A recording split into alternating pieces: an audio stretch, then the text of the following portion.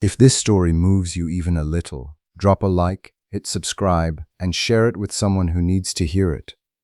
Some discoveries don't announce themselves. They don't arrive with sirens or slam doors or make the ground shake beneath your feet. They slip in quietly, tucked inside a folded piece of paper, buried in a drawer you weren't supposed to open, hidden in plain sight the entire time. And once you see what's inside, there's no coming back from it. The version of yourself who existed before that moment is gone. What takes its place is something colder, sharper, and finally, awake. My name is Ethan. I've been married to Sandra for 11 years. We have 2 kids, Noah, who's 8, and Lily, who's 6. I work from home doing software consulting. Sandra runs accounts for a regional marketing firm that keeps her traveling once or twice a month. On paper, we had what most people spend their whole lives chasing: a 4-bedroom house, a decent neighborhood, good friends, and the kind of routine that felt stable enough to build a future on. On paper. What I'm about to tell you started on a Thursday morning in October, one of those cold, sharp days where the sky is clear and the world feels like it's pretending everything is fine. It was 7:30 a.m. Noah and Lily were late for school. The kitchen was a battlefield of spilled cereal and missing shoes, and I was operating on 3.5 hours of sleep because I'd been up debugging code until nearly 3. The phone rang. I grabbed it without looking at the caller ID because I was already halfway out the door holding 2 lunch bags and a permission slip I'd forgotten to sign. "Hello, Ethan? It's me," Sandra's voice. Calm, steady, the voice she used when she needed something. She was supposed to be at a conference in another city. Had left the day before. "Hey, everything okay?" "Not exactly." She paused just long enough to make the pause feel rehearsed. "My purse was stolen last night. I left it at the lobby counter for literally 2 minutes while I grabbed a magazine, and when I came back it was gone." I leaned against the counter. "Your purse? Everything in it?" "Everything. Cards, cash, Idaho, the whole thing." "The hotel is looking, but Ethan, I need you to cancel our credit cards right now before someone drains them. I already talked to my boss and she's overnighting new company cards to me and covering what I need for the rest of the trip. But ours need to be canceled immediately." I was already moving to my laptop. "On it. Are you okay? Did you file a report?" "I'm fine, just rattled. The hotel has a written account. And yes, I mentioned it to the front desk. They're handling it. I just really need you to move on the cards, okay? I'm sorry to dump this on you with the kids and everything. Don't worry about it. I already had the bank website open. I'll take care of it. Call me later when things calm down." She thanked me and hung up. I spent the next 20 minutes on hold with the bank, canceled 3 cards, and filed the appropriate notifications. Then I got the kids to school, came back to my cold coffee, and did what you do. I moved on with the day. Except a thought stayed with me. Small, quiet, easy to dismiss. Like a splinter you don't notice until you press on it. She'd mentioned her wedding and engagement rings only briefly in passing, that she hoped the hotel staff would find the purse, that losing the rings would be the worst part of it. I'd nodded along, felt bad for her, didn't think twice, not until 6 weeks later. I wasn't snooping. I want to be clear about that because what I found completely by accident, and in some ways that made it worse. If I'd been looking for something wrong, maybe I could have braced myself, but I wasn't. I was searching for our home insurance policy in the hallway cabinet, a drawer stuffed with folders, old warranties, and the kind of miscellaneous paperwork that every household accumulates and never organizes. I found the insurance folder eventually, but on the way I pulled out a second folder that had slipped behind it. Sandra's personal financial statements. She kept a separate investment account from an inheritance she'd received after her parents passed away a few years back. I'd always respected that boundary, always. The money was hers before we were married, and I'd never my pareja much as glanced at the statements. But the folder came out with the insurance paperwork, and a single page slid loose. I wasn't going to look. I was going to slide it back in without reading a word. Then I saw the number. A $3,000 withdrawal from her money market account, dated 6 weeks ago, almost exactly when she was at that conference, the same trip where her purse got stolen. I stood there for a moment, holding the page. $3,000 is not an insignificant amount, and the timing, 6 weeks ago when she was traveling, made the back of my neck go cold in a way I couldn't immediately explain. Maybe it was instinct. Maybe it was the math of something that didn't quite add up even before I understood what it was adding up to. I looked at the rest of the statement. The money had gone to a jewelry store, a local one, just a few miles from where her conference had been held. I put the folder back. I went to my office. I stared at the wall for a few minutes, and then I typed the jewelry store's name into my browser. What happened next changed everything. The store's website was ordinary: rings, necklaces, custom settings, a phone number. I called it. A woman answered on the second ring, introduced herself as a store associate, and asked how she could help. I gave Sandra's name and explained I was calling about a purchase that had been made about 6 weeks ago. I kept it vague, said we'd had a question about the warranty. The woman checked her system and said, "Oh yes, I remember this one." She came in quite distressed, said her wedding and engagement rings had been stolen and she needed replacements. It was a complicated process because she wanted them to match as closely as possible. She used a company card as a deposit and sent us a check to cover the rest. As for warranty, yes, all our ring settings carry a 90-day guarantee. Is there an issue with the stones? I don't remember what I said to end that call. Something polite. Autopilot words. I set the phone down and sat completely still. Her rings had been stolen. Stolen, not from her purse, because she'd told me the purse was taken in the lobby while she grabbed a magazine. You don't put your rings in your purse, you wear them. Unless you'd already taken them off before you went down to that lobby. Unless you'd taken them off before the night even started. My mind was racing and standing absolutely still at the same time. There's a specific kind of clarity that comes with a shock like that. Not the emotional kind, not the feeling kind, but the analytical kind, the part of your brain that bypasses panic and goes straight to pattern recognition. And the pattern here was too clean to ignore. She'd removed her rings, then lost them, or left them somewhere she couldn't retrieve them from, then replaced them before coming home. Mi pareja, I'd never know they were gone.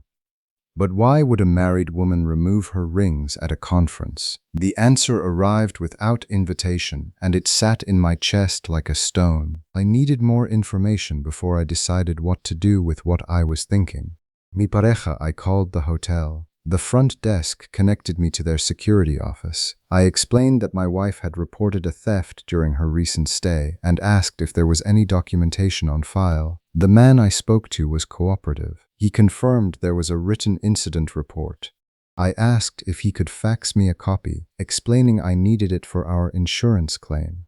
20 minutes later, it came through. Sandra's handwriting, her signature at the bottom. The statement described her purse being stolen while she was in the ballroom, not the lobby. She'd written that she'd left the purse at the booth where she was sitting on the dance floor, that she'd been dancing, that when she returned it was gone. She had written explicitly that she did not wish to involve the police. I read it 3 times. She'd told me the lobby. She'd told me she was grabbing a magazine. The report said the ballroom, the dance floor, 2 different stories, 2 different places, 1 signature, 1 lie, and a $3,000 cover-up already cashed. I stood up from my desk, walked to the kitchen, poured a glass of water, and stood over the sink for a long time. I did not call Sandra. I did not email. I did not text. I sat with what I knew, and I let the full weight of it settle before I made a single move, because I understood, with a clarity that surprised even me, that the next steps mattered more than anything I'd felt in the last hour. If I was wrong, I needed to know that. If I was right, I needed evidence that couldn't be argued away. Sandra was due home the following evening. She had another trip scheduled in 4 days, a flight at 7 in the morning, which meant she'd pack the night before and bring her work bag home from the office to consolidate everything. Her presentation materials, her laptop, her travel documents, all of it came home the night before an early flight. which meant that night I might have a window. The thought arrived without pride. I wasn't looking forward to it. But I understood that the woman who had replaced her rings rather than tell me the truth was not going to offer that truth voluntarily. Sandra came home Thursday evening looking polished and easy, like someone returning from a satisfying week rather than a complicated one. She kissed my cheek, ruffled Noah's hair, crouched down to hear everything Lily wanted to tell her about school. She was warm and present, and all the things I'd stopped noticing because I assumed they'd always be there. I watched her from across the kitchen and felt something crack open in the center of my chest. Not with anger, with grief. We had dinner. She talked about the conference, a panel she'd sat on, a presentation she was proud of, a colleague who'd been unexpectedly impressive. She smiled at me over her wine glass and said she'd missed being home. I smiled back and said I was glad she was. Later, after the kids were in bed, I watched her fold laundry and wondered which version of Sandra the first was looking at. The one I'd married, or the one who danced in a hotel ballroom without her rings. Maybe both. Maybe that's the thing nobody tells you about betrayal. It doesn't replace the person you loved. It just layers itself on top of them, and you can see both at once, and neither one cancels the other out, and that's what makes it unbearable. Remember that in the description and in the pinned comment you'll find all our supplements, from fitness to health in every sense of the word. The night before Sandra's early morning flight, she came home with her work bag, the large structured one she used for client presentations. She set it in the hallway, ate dinner with us, put the kids to bed herself, then came back downstairs and started going through it at the kitchen table, organizing, checking, repacking. The ordinary choreography of someone who traveled often and knew exactly what they needed. She went upstairs around 10. I stayed down, working on a project I said needed finishing. She said goodnight, and I heard the bedroom door close. I waited 30 minutes, then I went to the bag. I told myself I was looking for something specific. I told myself I had a reason. I told myself all the reasonable things you tell yourself when you're doing something that feels like a violation of the life you built, even when that life was already violated long before you touched the zipper. The bag had the expected contents: laptop, presentation folder, chargers, business cards, the small cosmetics pouch she always packed, a notebook, hotel confirmation printouts, and tucked into an interior zip compartment that she wouldn't have expected me to find, a small travel case, the kind designed for jewelry, compact, padded inside, discreet. I opened it. Inside, a strip of foil packets, individually wrapped, neatly arranged, like they'd been placed there with the same care she applied to her presentation materials. I stood in the hallway holding that case for what felt like a very long time. The sound of the house around me, the hum of the refrigerator, the tick of the radiator, the distant sound of Lily shifting in her sleep upstairs, all of it was suddenly very loud. Or maybe I was suddenly very quiet. I couldn't tell. I took 3 photos with my phone. The case, the contents, the exact placement inside the bag. Then I put everything back exactly as I'd found it, closed the zipper, walked back to my office, sat down. Here's the thing about finding proof of something you suspected. It doesn't feel like victory. It doesn't feel like relief. It doesn't even feel like clarity, exactly. It feels like standing at the edge of a cliff you didn't know you were walking toward, looking down and realizing there's no bridge and no way back. I didn't sleep that night. Sandra left at 5:30 the next morning. She kissed my cheek in the dark. I told her to have a good trip. She said she'd call when she landed. After she drove away, I made coffee and thought about my options. I could confront her. I could lay it all out, the rings, the hotel report, the travel case, and demand the truth. That was the instinct, the husband instinct, the one that says you sit down across from the person you married and you make them look you in the eye. But here's what I knew about that option. It gave her control. She'd shape the narrative before I'd had time to understand its full dimensions. She'd have a response ready. She'd had years of practice at being persuasive and put together. She'd find a way to make me feel like the problem before the conversation was over. I needed a fuller picture before I made my move. I called a private investigator named Gary, whose name I'd found through a recommendation from a colleague who'd been through something similar 3 years back. I didn't want drama, I wanted documentation. Gary was thorough and methodical and not remotely interested in judgment. He listened to what I told him, confirmed that the kind of verification I needed was standard, and quoted me a flat rate for the trip. He said he'd have a preliminary report within 48 hours of Sandra's arrival. I paid the deposit and went to work. The next 2 days were the strangest of my life. I managed client calls, helped with homework, made dinners, replied to Sandra's check-in texts with the ordinary words of a husband who had no idea. And all the while, underneath every normal moment, I felt the quiet tick of something irrevocable approaching. Gary sent a preliminary report on the second day. I read it in my car, parked 2 blocks from our house because I didn't want to be inside when I opened it. The report was clean and factual, no editorial, no flair. Gary documented what he'd observed. Sandra meeting a man identified through his conference badge and corporate ID as a mid-level executive from a partner firm. Dinner at a restaurant not listed on her conference itinerary. The 2 of them entering the hotel together at 9:47. A checkout receipt from the hotel's restaurant bar at 11:22 p.m. that showed 2 guests. Gary had photographed them through the restaurant window during dinner, sitting close, comfortable. Not the body language of colleagues. At the bottom of the report, a note. This pattern is consistent with an ongoing arrangement rather than an isolated incident. Recommend additional documentation if needed for legal proceedings. I sat in my car and read the report twice. Then I put my phone face down on the passenger seat and sat looking out the windshield at nothing in particular. 11 years, 2 kids, a life I had believed in my pareja completely, that I'd never thought to look behind the surface of it. Here's what nobody tells you about the moment a long marriage ends. Not the legal end, not the formal end, but the real end, the internal one. It's not loud, there's no explosion. It's more like a light going off in a room you've been sitting in for years. 1 second you're in it.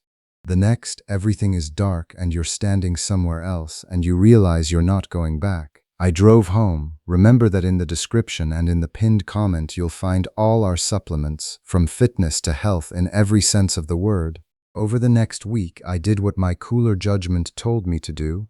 I prepared. I called a family law attorney named Richard who'd been recommended by 2 separate people I trusted.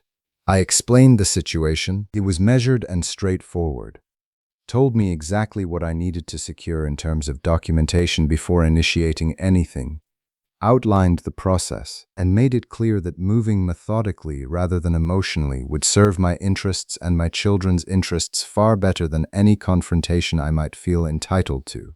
I gathered every document I had, the PI report, the photographs, the hotel incident report Sandra had filed, the jewelry store transaction records, the photos of the travel case. Richard reviewed them and confirmed what I already suspected. The documentation was solid. Then I had a conversation I hadn't anticipated. A colleague of mine named James, someone I'd known casually for a few years, reached out about a work matter. In the course of our conversation, he mentioned that his sister had gone through a divorce the previous year. He asked, with that particular careful tone people use when they send something without being told, if I was doing okay. I was honest with him, not about specifics, just about the direction things were heading. He listened without pressing. Then he said something that stayed with me.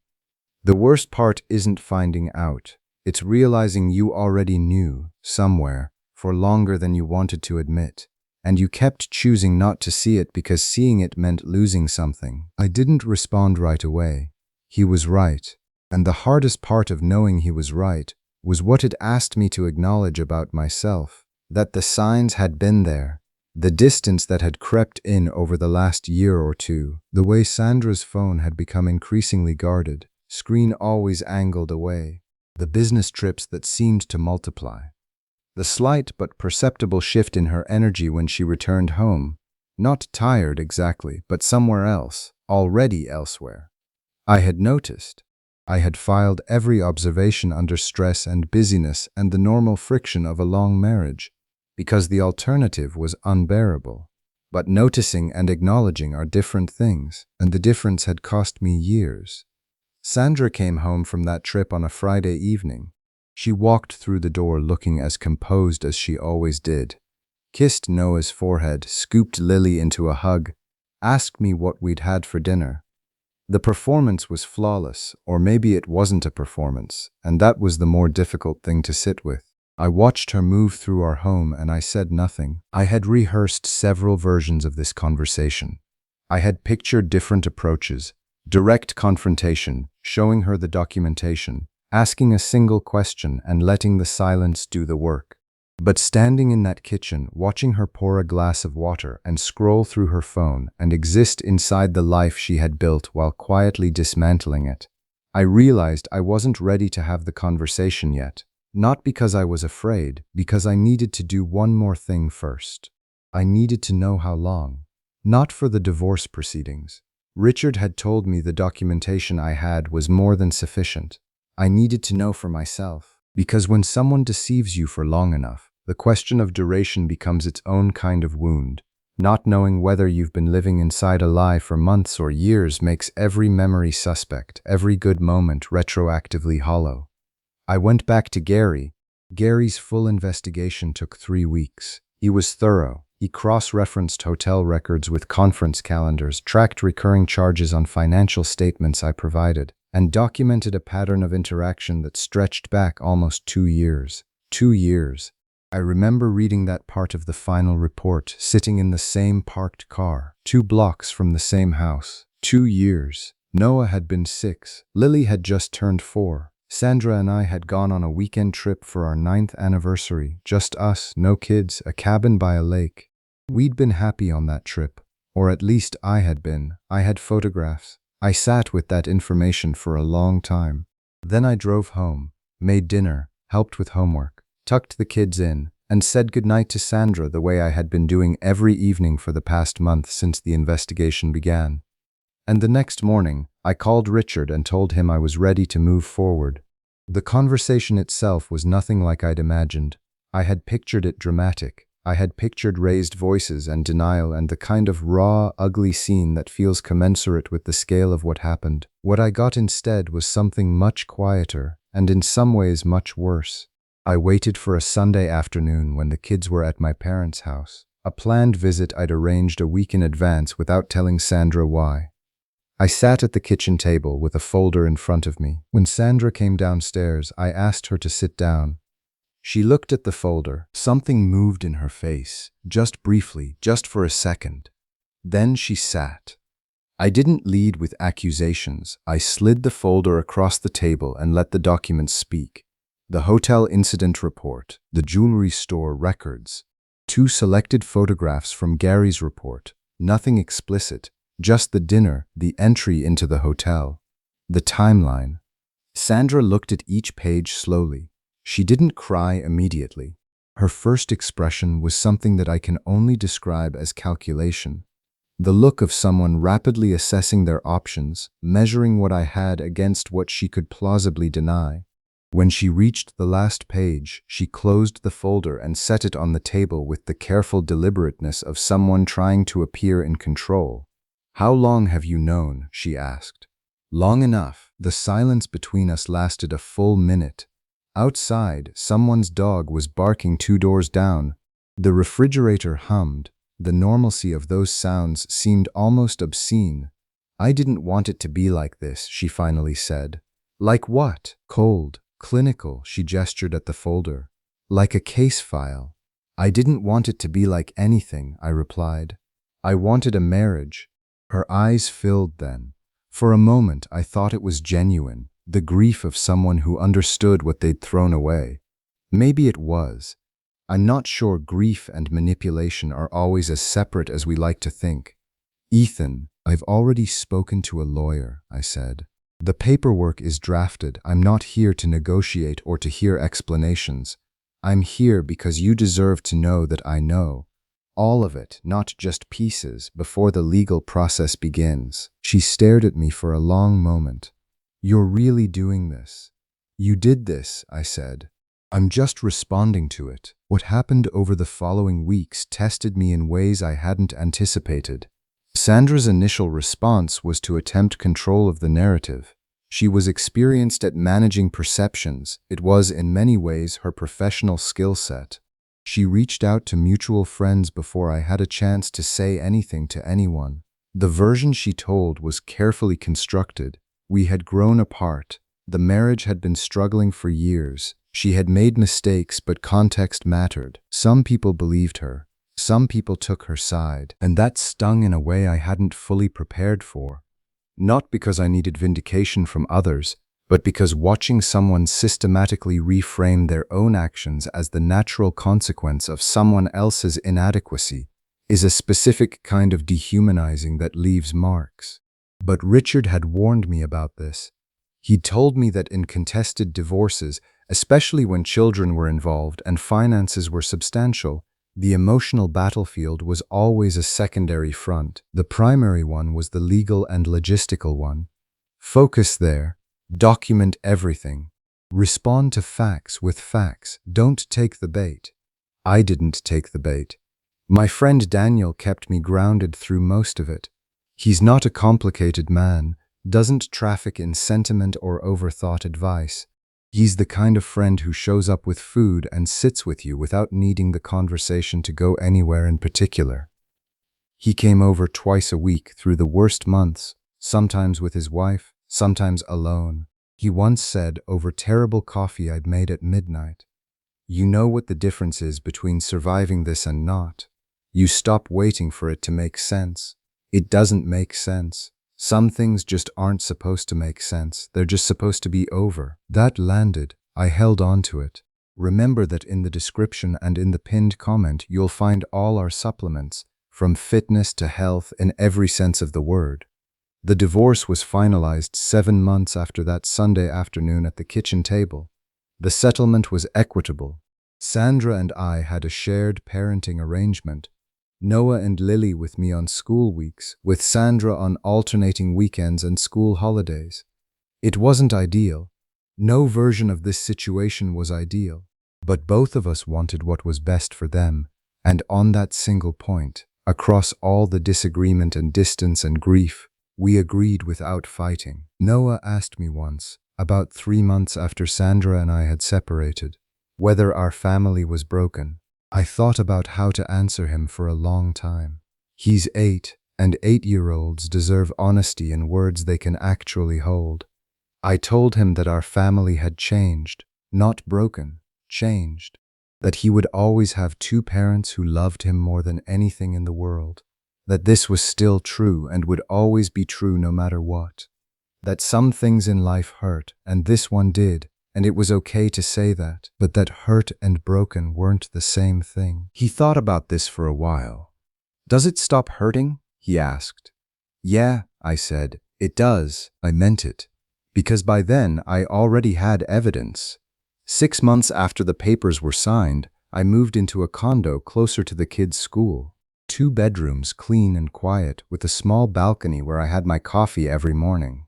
It wasn't the 4-bedroom house with the pool, but everything in it was mine, chosen deliberately, without the weight of something unspoken pressing on every room.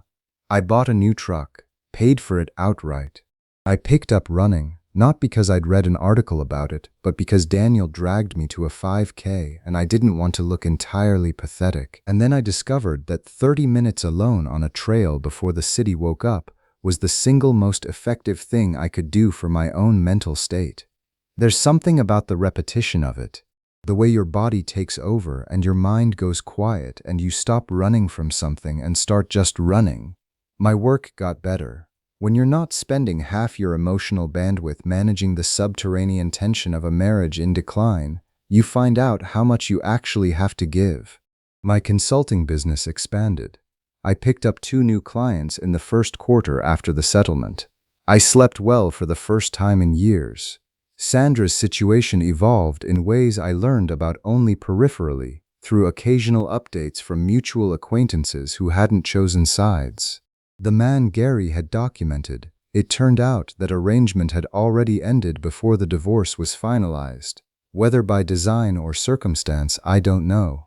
Sandra stayed in the original house for a few months, then sold it when the financial terms of the divorce required it. She moved into an apartment across town. I won't say I felt nothing hearing these things. There's a particular kind of complicated sadness that comes with watching someone you spent 11 years building a life with, now navigating the consequences of their own choices. Not satisfaction, I want to be precise about that. Not vindication. Just a kind of quiet recognition that the distance between who we were and where we ended up was real, and had always been real even when I couldn't see it. People ask sometimes whether I wish I'd found out sooner. I've thought about this more than I'd like to admit. The honest answer is yes and no. Yes, because 2 years of your life is 2 years. Because every ordinary Tuesday night I'd made dinner and assumed we were fine is a Tuesday the 1st can't get back. Because the gap between what I believed and what was true is a gap I'd have closed earlier if I could. But also no, because Lily was 4 when it started, and I don't know who I would have been to her if the bottom had fallen out then. Because Noah was 6, and a 6-year-old's world is smaller and more fragile than an 8-year-old's, and those 2 extra years of stability, even false stability, may have given him something he needed. I can't calculate that. I just know I don't spend time in regret about the timing. What I do spend time on is the present. I met someone at a charity event in the spring, one of those low-key fundraiser dinners that Daniel and his wife had talked me into attending for 6 months before I finally said yes. Her name is Claire. She teaches secondary school history and has a daughter of her own from a previous relationship. She is not particularly impressed by things that are usually used to impress people, which I found immediately refreshing. She asked me on our first date what I was most proud of that I'd done in the last year. Not professionally, just as a person. I told her about the Sunday morning conversation with Noah. She listened to the whole thing without reaching for her phone. We've been seeing each other for 4 months now. It's still new enough that I try not to over-narrate it, but there's something in it that feels like the opposite of what the last 2 years of my marriage felt like. Which is to say, it feels honest. It feels mutual. When she asks how my day went, the question isn't performance. She's actually waiting for the answer. Small things feel new when you've been a long time without them. What I want to say, for whoever is listening to this and recognizing something in it, not necessarily the same situation, but the same texture of it, the way your gut tells you something is wrong months before your mind will cooperate and acknowledge it, is this: the instinct you keep overriding deserves more credit than you're giving it. Not paranoia, not jealousy. The deep, quiet signal that something doesn't add up, that the person sitting across from you at dinner is both present and somewhere else entirely. That the life you're living has a layer you're not being allowed to see. That signal is real. It was always real. And every time you talked yourself out of it because the alternative was too much to look at, that was understandable. I did the same thing for longer than I want to say. But here's what's on the other side of finally looking. You get yourself back, not immediately, not without cost, not without the specific, grinding grief of a marriage ending and a family reorganizing and a future you'd imagined quietly dissolving. All of that is real, and you have to go through it, not around it. But on the other side of it, and I can say this now because I'm standing here, in this condo, with my morning coffee on the balcony, and my kids downstairs on the weekend, and a woman I'm genuinely curious about. On the other side, there's a version of your life that belongs to you again. One that doesn't require you to perform ignorance to keep the peace. One that doesn't ask you to make yourself small, my pareja, someone else's story has room. One that is, above everything else, honest. I left that Sunday afternoon not with satisfaction and not with triumph. I left with the truth, documented and real, placed on a table between us with nothing to cushion or explain it away. And then I walked forward. That's all any of us can do. Walk forward. The story ends here, but if it stayed with you, subscribe to the channel Mi Pareja. You never miss what comes next. I've got 2 more stories lined up that I think you'll want to hear. Click through and I'll see you there.